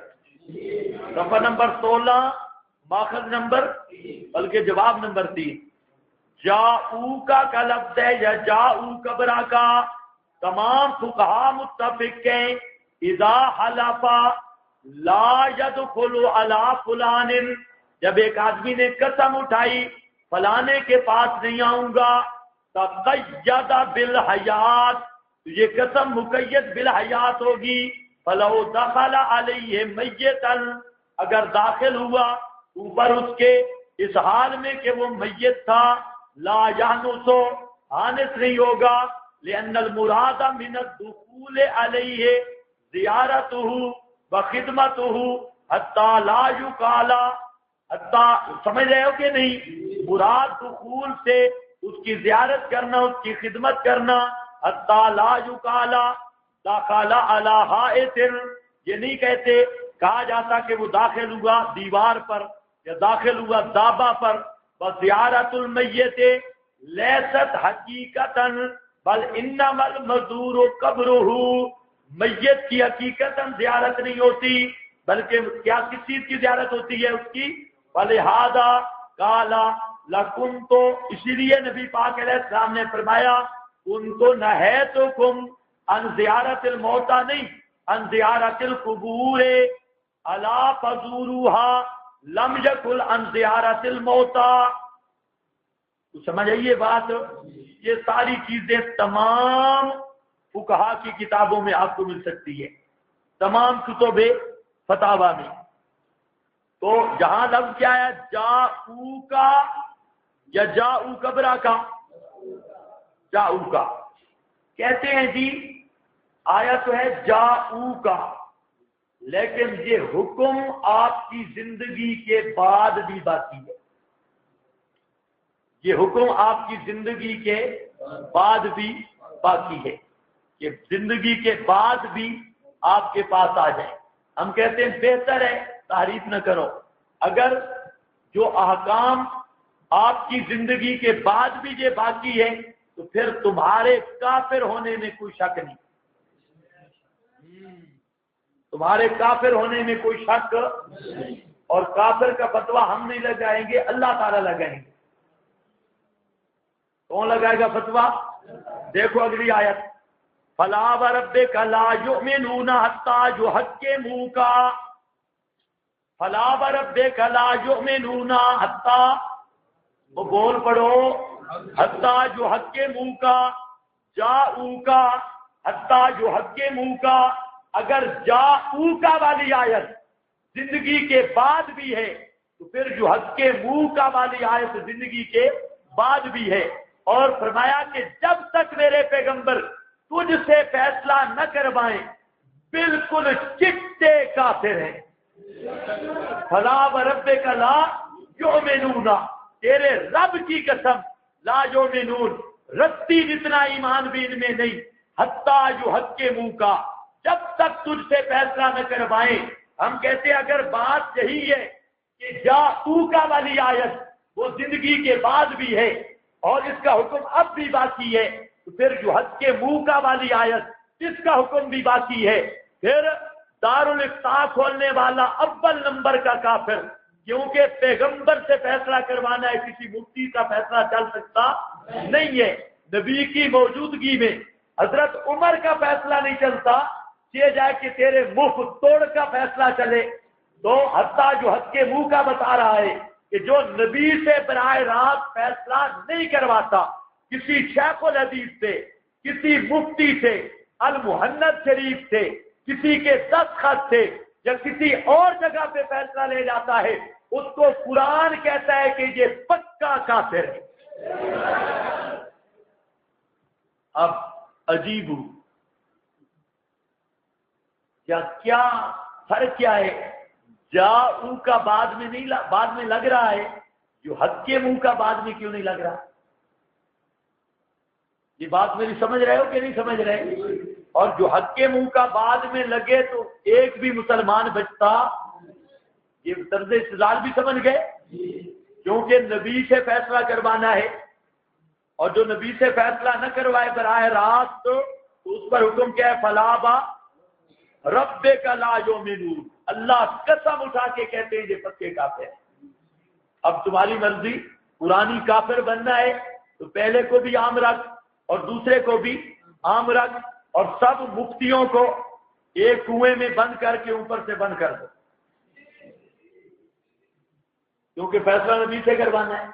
اسی طرح پہلے بھی مثالیں دے چکا ہوں کہ اور بھی بہت سارے احکام ہیں۔ یا ایھا النبی جاہد الکفار والمنافقین، یہ آپ کی زندگی کے بعد کیوں نہیں؟ یا ایھا النبی یا ایھا الرسول بلغ ما انزل الیک من ربک، یہ زندگی کے بعد کیوں نہیں؟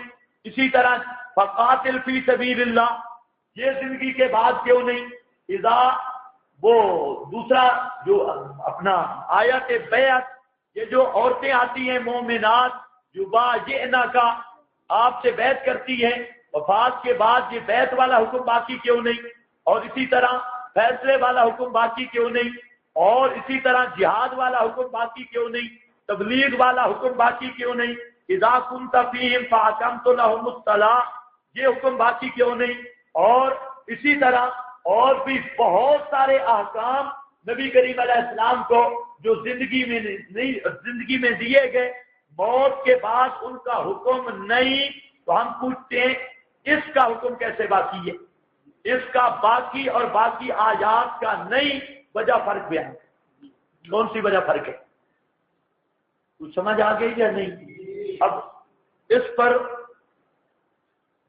پیش کرتے ہیں حکایتیں، گپوٹیشن۔ اتبی بیٹھا تھا جی، اتبی پتہ نہیں اتبی دادا کہاں سے آیا، اتبی بیٹھا تھا جی، حضرت علی فرماتے ہیں ایک اعرابی آ گیا۔ ہم کہتے ہیں صحابی کیوں نہیں آیا؟ کون آ گیا؟ اعرابی آ گیا۔ بھائی صحابی کیوں نہیں آیا؟ اعرابی آیا اور اس نے اپنے بالوں میں مٹی ڈالی۔ واہ واہ، بال مٹی رکھنا جائز ہے؟ شریعت میں بالوں کے اندر مٹی ڈالنا جائز ہے؟ اس نے اپنے بالوں میں مٹی ڈالی، آپ کی قبر پر لیٹنے لگ گیا، مٹی چٹی اٹھا کے ڈالنا شروع کی اور کہا کہ یا رسول اللہ، میں نے اللہ کا کلام سنا ہے، سمعت اللہ ولو انہم اذ ظلموا انفسہم جاؤک، میں آپ کے پاس آیا، اور وہ جہیر صاحب تو بڑے اشعار بھی پڑھتے ہیں، اور کہتا ہے کہ میں آیا ہوں تو نودی من قبر ہی، قبر سے آواز آئی کہ اس کی بخشش ہو گئی۔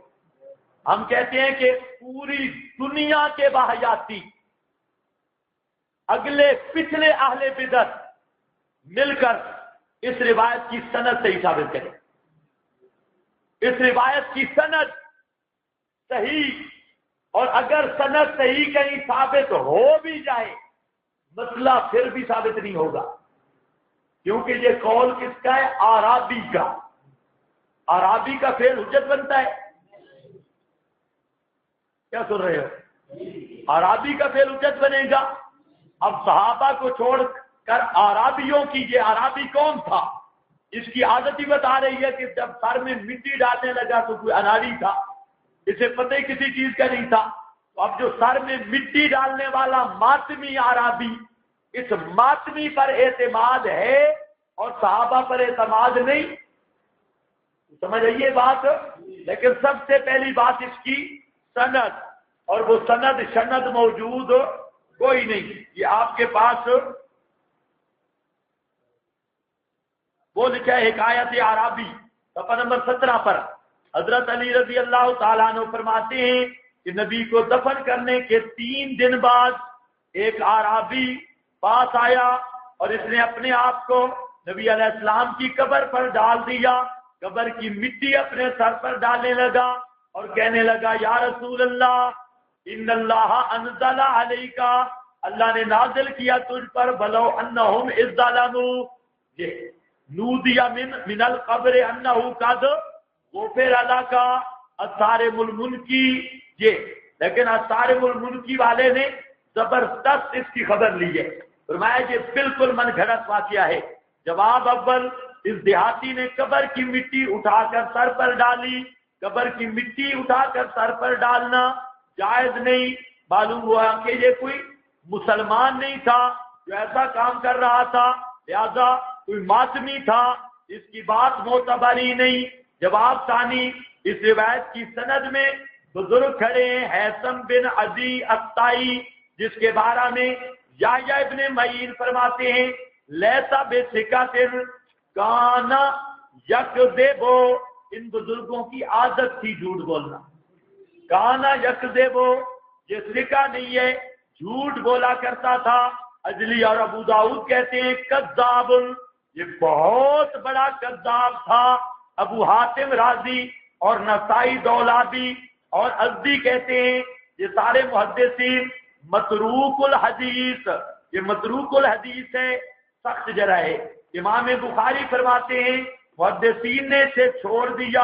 عباس بن محمد کہتے ہیں میں نے اپنے بعض ساتھیوں سے سنا، وہ کہتے ہیں کہ حیثم بن عدی کی باندی کہتی ہے میرا مولا ساری رات نماز پڑھتا ہے اور سارا دن جھوٹ بولتا ہے. ساری رات نماز اور سارا دن، ہاں معلوم ہوتا ہے کوئی رائے بندی تھا. ساری رات نماز اور سارا دن جھوٹ. جی سمجھ گئے یا نہیں سمجھ گئے؟ اب یہ حال ہے اس راوی کا جس سے سند لائی جا رہی ہے، اور سند بھی کس کی؟ عرابی کی.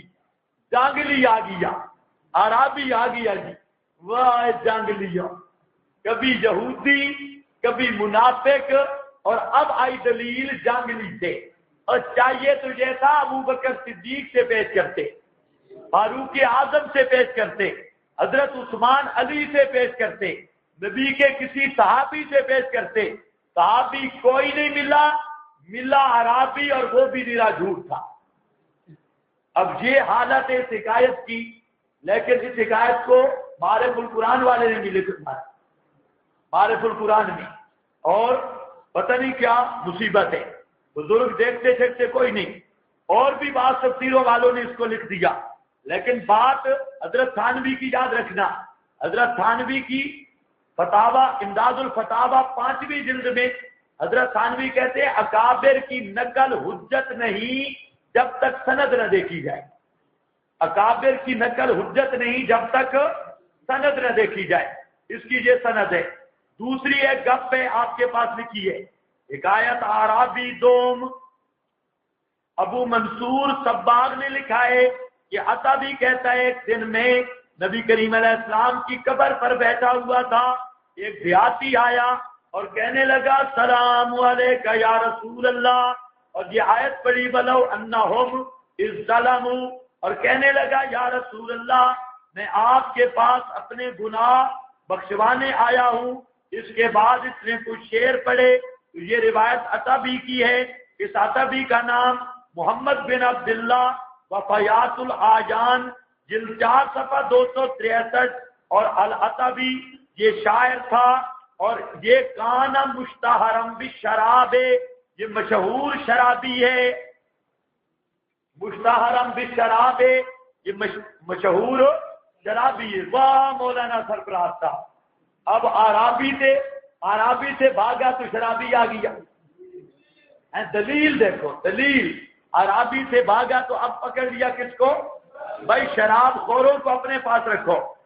اور 228 میں فوت ہوا تھا بھی شاعر مشہور شرابی تھا، لہذا معلوم ہوا استشفاء عند القبر کی کوئی حقیقت نہیں، یا تو استدلال یہودیوں سے یا منافقوں سے یا شرابیوں سے یا عرابیوں سے یا نہ نبی سے نہ قرآن سے نہ صحابہ سے نہ تابعین سے اور نہ چاروں اماموں میں سے کسی امام سے. تو سمجھ آ گئی یہ بات؟ اب یہ ہے ان کے وزنی دلائل. یہ مختصر طور پہ میں نے بات کر دی. اور یہ بھی ذرا سوچنا کہ یہ ادبی جو ہے شرابی، مشہور شرابی اور شاعر، یہ بے ایمان، یہ وہاں حجرہ میں گیا کیسے اور وہاں پر بیٹھا ہوا کیسے تھا، یہ خود سوچنا. اب یہاں پر مفتی تقی صاحب، ان کی کتاب ہے جہاں دیدہ گپوٹیشن کی، اس میں انہوں نے 2 واقعات لکھے. جہاں دیدہ کتاب، جہاں دیدہ کا صفحہ نمبر ہے 127. اس میں لکھتے ہیں کہ معروف کرخی کی قبر پر، بزرگ کہتے ہیں کہ معروف کرخی کی قبر پر 70 سال سے جانتا ہوں جو کوئی حاجت مند آتا ہے حاجت پوری ہوتی ہے. معروف کرخی کے بارے میں بعض بزرگوں سے سنا ہے، وہ کہتے ہیں کہ ان کی قبر پر جو بھی آتا ہے ان کی حاجت پوری ہو جاتی ہے. یہ جہاں دیدہ مفتی تقی عثمانی صاحب، پتہ نہیں کہ یہ گپ لکھنے کا ان کو کتنے نوافل کا ثواب ملا ہوگا. ایسی گپوٹیشن اب بریلویوں نے اس کو پکڑ لیا اور بریلوی نے کہا تمہارا شیخ الاسلام بھی جو کہتا ہے یہ. اور میرا یقین ہے کہ مفتی تقی کا اپنا عقیدہ بھی اس کے بارے میں نہیں ہوگا. یہ اس حکایت کے بارے میں جہاں دیدہ.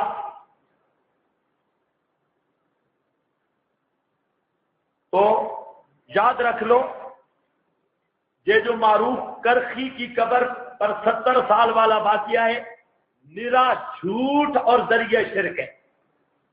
اس کی کوئی سند، کوئی اصل نہیں. مفتی تقی صاحب زندہ موجود ہیں، بے شک آپ ان سے کہیں کہ اس کی سند پیش کرو. یہ جو واقعہ تم نے لکھا اس کی سند پیش کرو. بھائی دیکھو بزرگوں کا احترام اپنی جگہ پہ، سند کا مطالبہ ہو سکتا ہے یا نہیں؟ ہاں ان سے کہو زندہ موجود ہے کہ حضرت صاحب آپ نے یہ واقعہ لکھا، معروف کرخی کی قبر پر 70 سال سے جو بھی آتا ہے اس کی حاجت پوری ہوتی ہے. تو یہ واقعہ میں توحید کی خدمت ہے یا شرک کی جڑوں کو مضبوط کرنا ہے؟ یہ تو شرک کی جڑوں کو مضبوط کرنا ہے، اور یہ بالکل جھوٹ اور گپوٹیشن ہے، اس کی کوئی حیثیت نہیں. دوسرا، ایک مولوی ہے ڈاگ ہے، ملا ڈاگ ہے، ڈاگ ملا ڈاگ کا بہت بڑا دجال اعظم اور احمد رضا کے درجے کا بنتی، احمد رضا کے صحیح اصل مشرک ہے، اور کہلواتا دیوبندی ہے کہ میں دیوبندی ہوں. شیخ القرآن حضرت مولانا محمد طاہر صاحب کا مد مقابل شہرت حاصل کرنے کے لیے مقابلہ کیا. تو یہ ملا ڈاگئی کی کتاب ہے البصائر. اب وقت نہیں، اس میں کئی خرافات ہیں اور اس کے سارے خرافات میں نے جمع کیے. وہ اگر کاغذ مجھے کہیں ملتے ہیں تو میں آپ کو خود شیئر دے دیتا ہوں. اس کے سارے خرافات جتنے ہیں تقریباً 35 خرافات اسی کتاب البصائر کے، اس پر مختصر سا تبصرہ ہے. تو وہ کاغذ ملتے ہیں، اللہ کرے گا کمپیوٹر میں ہوں گے، وہ دے دیتا ہوں. اس نے بھی یہ واقعہ لکھا کہ امام شافعی امام ابو حنیفہ کی قبر پہ آتا، اور جہاں دیدہ میں بھی یہ واقعہ ہے. مفتی تقی صاحب نے بھی یہ واقعہ لکھا ہے جہاں دیدہ کتاب میں صفحہ نمبر 43. اس میں کہ امام شافعی رحمہ اللہ فرماتے ہیں کہ جب بھی مجھے کوئی مشکل پڑتی ہے تو میں امام ابو حنیفہ کی قبر سے آ کے تبرک حاصل کرتا ہوں اور قبر پہ آ کر دعا کرتا ہوں تو میری دعا قبول ہو جاتی ہے۔ کس نے کہا؟ امام شافعی۔ آدمی جھوٹ بولنے والے نے بھی عجیب جھوٹ بولا امام شافعی رحمہ اللہ پر، لیکن یاد رکھنا اس حکایت کا بیان کرنے والا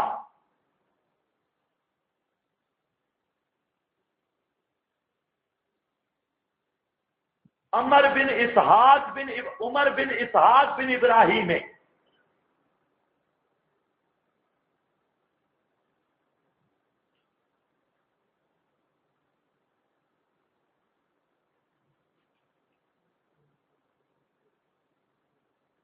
کیا نام بتایا میں نے؟ عمر بن۔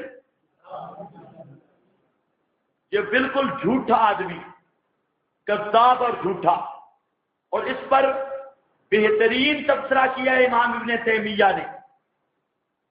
ان کی کتاب ہے اقتضاء صراط مستقیم، صفحہ نمبر 206، اقتضاء۔ اور ابن القیم نے، انہوں نے بھی زبردست بات کی اور ثابت کیا بالکل جھوٹ ہے، اور ان کی کتاب ہے اغاثۃ اللہفان، صفحہ 218، یہ ابن القیم کی۔ نمبر 3، مولانا سرفراز خان نے بھی عمر بن اسحاق بن ابراہیم کو غیر معتبر قرار دیا کہ یہ راوی صحیح نہیں۔ مولانا سرفراز صاحب کی کتاب ہے باب جنت اور صفحہ اس کا 24 ہے، یہ رسالہ۔ یہ 3 حوالے میں نے دے دیے کہ یہ بھی نرا جھوٹ ہے، اور اس کا راوی شکایت کا عمر بن اسحاق بن ابراہیم بالکل مجروح راوی ہے، کذاب اور جھوٹا ہے، اور امام شافعی رحمہ اللہ پر یہ بہتان عظیم ہے کہ وہ قبر ابو حنیفہ سے آ کے تبرک حاصل کرتے ہوں یا قبر ابو حنیفہ پر آ کر استعانت کرتے ہوں۔ یہ ڈپوٹیشن مفتی تقی صاحب نے بھی لکھ دیا۔